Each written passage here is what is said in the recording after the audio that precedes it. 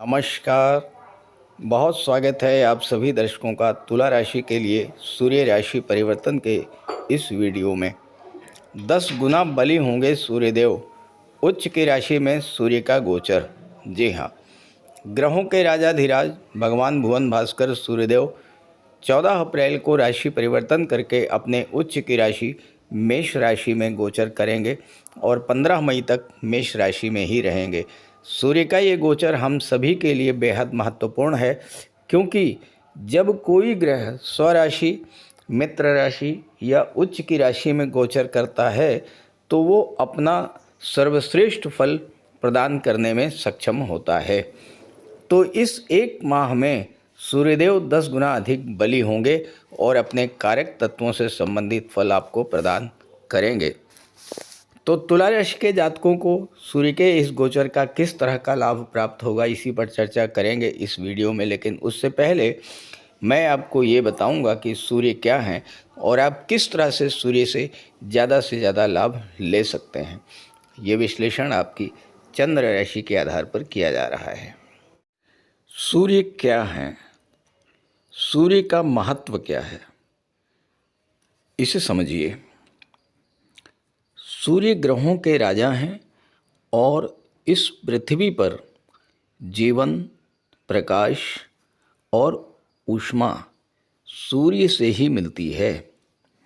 ज्योतिष शास्त्र में सूर्य को तेज, बल, आरोग्य, आत्मविश्वास, आत्मा और नेतृत्व क्षमता का कारक माना गया है।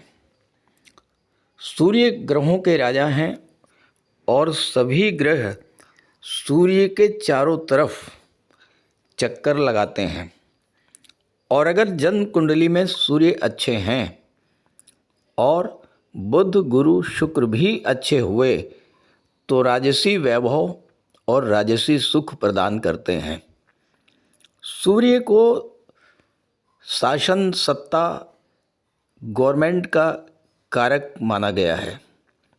और अगर जन्म कुंडली में सूर्य मंगल बली हैं, केंद्र या त्रिकोण में हैं, तो सूर्य जातक को शासन प्रशासन में, गवर्नमेंट सेक्टर में उच्च पद और मान सम्मान दिलाते हैं।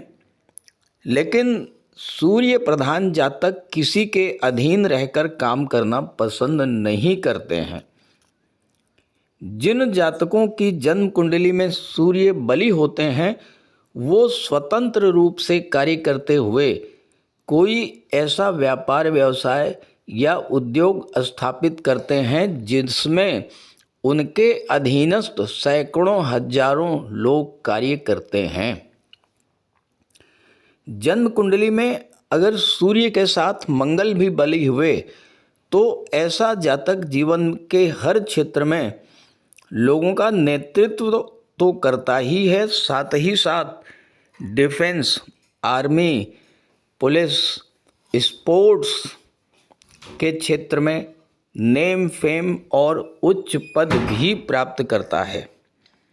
वहीं अगर सूर्य कमज़ोर हुए तो आत्मविश्वास में कमी आती है, स्वास्थ्य संबंधी समस्याएं परेशान करती हैं और हर क्षेत्र में असफलता मिलती है।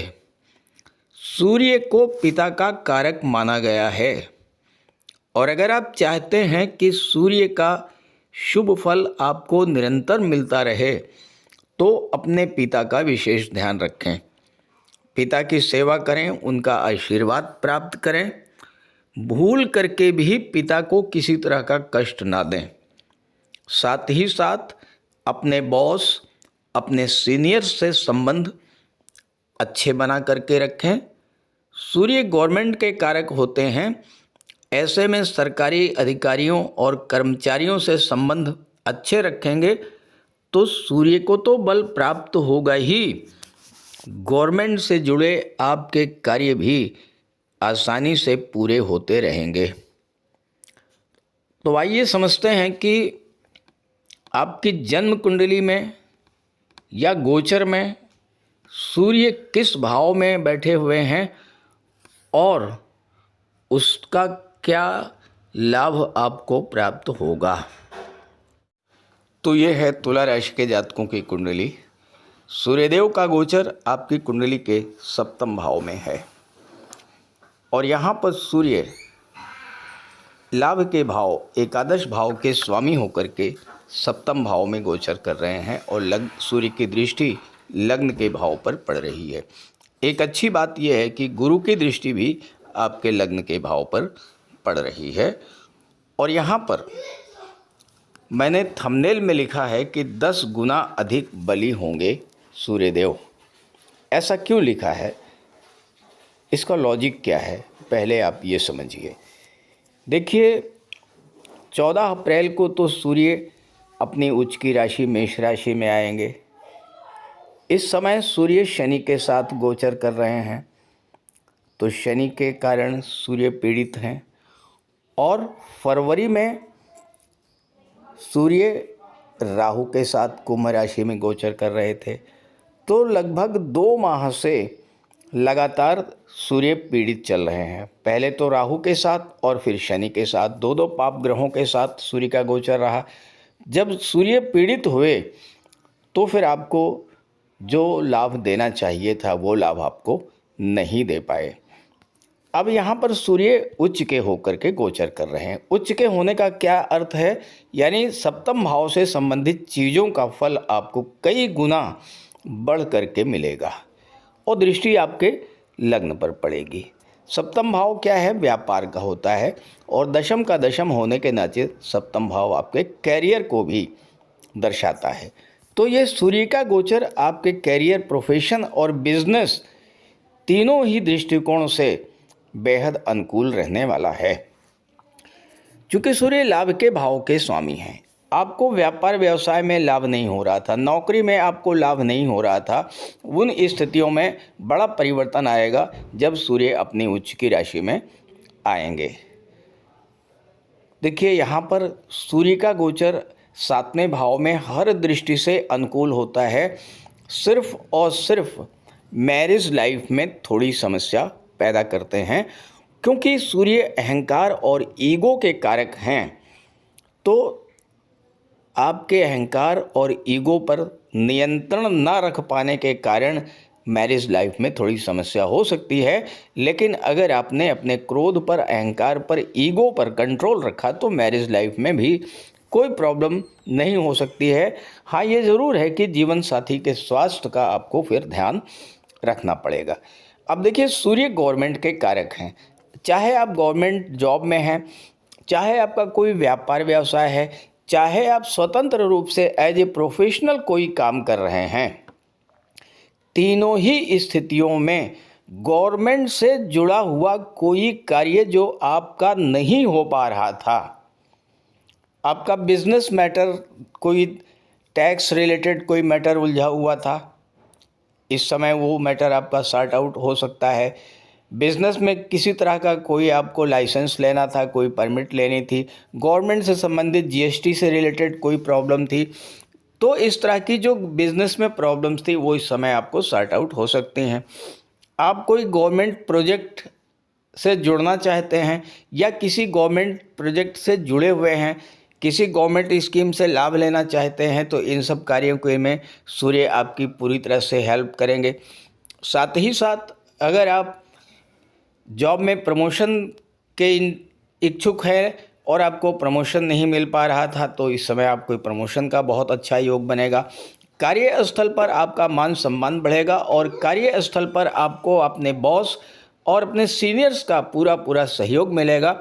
बॉस और सीनियर्स के सहयोग के साथ कारण आप अपने जो लक्ष्य आपको दिया गया है उस लक्ष्य को बड़ी आसानी के साथ पूरा कर पाएंगे और लग्न पर दृष्टि पड़ने से आपके आत्मविश्वास में वृद्धि होगी, आपका कॉन्फिडेंस बढ़ेगा और सबसे बड़ी बात यह है कि इस समय लीडरशिप की क्वालिटी आपके अंदर डेवलप करेगी और आप कार्यस्थल पर या बिजनेस में कहीं भी हैं तो आप लोगों का नेतृत्व करेंगे और लोग आपको फॉलो करेंगे। बस यहाँ पर एक बात का ध्यान रखिएगा कि अपने पिता, बॉस, गुरु और सीनियर्स, इनके साथ संबंध बहुत अच्छे बना करके रखिएगा। गवर्नमेंट ऑफिसर्स के साथ भी आपके रिलेशंस अच्छे रखिएगा। तो यहाँ पर सूर्य आपको हर तरह का लाभ देने जा रहे हैं।